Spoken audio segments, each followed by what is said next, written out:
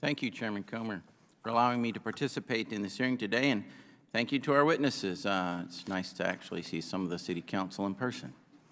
For far too long, our nation's capital, which is supposed to represent a beacon of freedom, patriotism, and prosperity for all Americans, have been beleaguered by violent crime.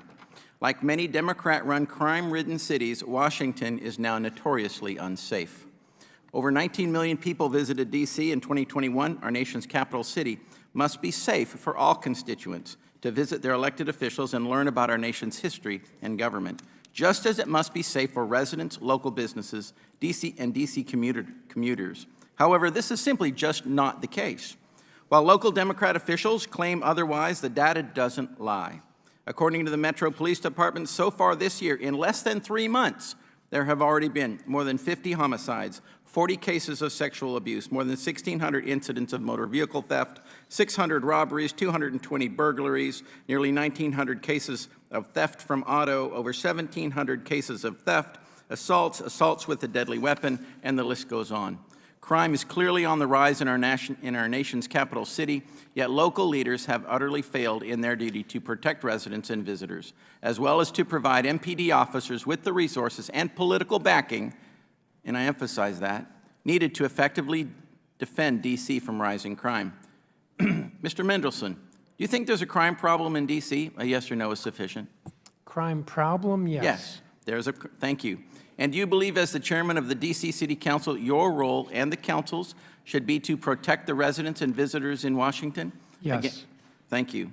So given the troubling crime crisis here in Washington, which in just the last week led to numerous crimes, including the horrific stabbing of one of Senator Rand Paul's staffers and a half-dozen juveniles shot in the last 48 hours, and the assault of Democrat Congresswoman Angie Craig in the elevator in her own apartment complex in the morning, the very morning of the vote in the House to take down the revised Criminal Code Act.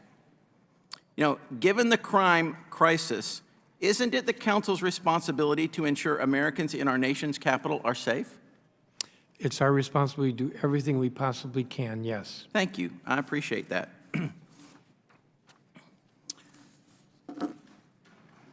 Now, when the House voted to strike down the D.C. Revised Criminal Code Act, one of the things I believe that you said, Mr. Mendelson, was you were going to pull the bill back so that you could continue working on it. Is that correct? Yes. Wouldn't it have been the appropriate time to take back and continue to work on it after Mayor Bowser vetoed the misguided bill instead of overturning her veto and sending it to the Congress?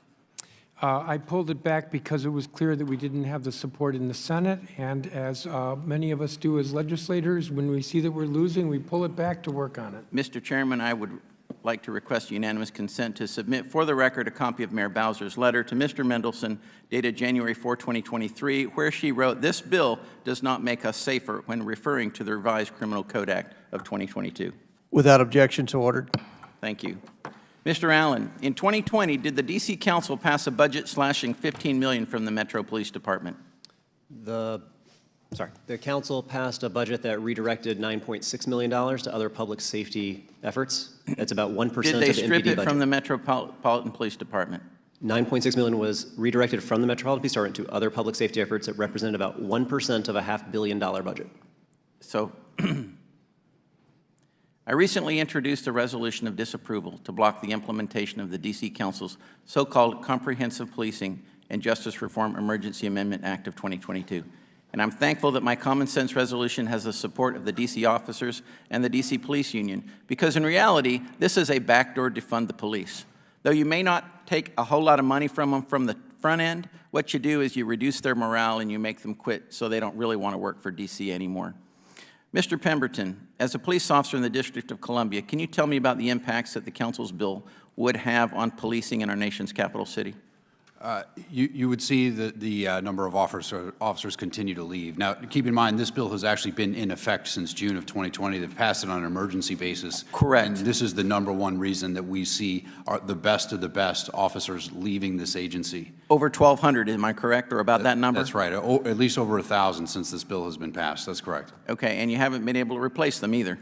No, we can hire almost no one. I think we're still running a deficit of 20 to 25 officers a month. Thank you. Mr. Pemberton, do you believe the council's bill would increase public safety for DC residents, visitors, and small businesses, or would it have the opposite effect? And I've run out of time, so you're...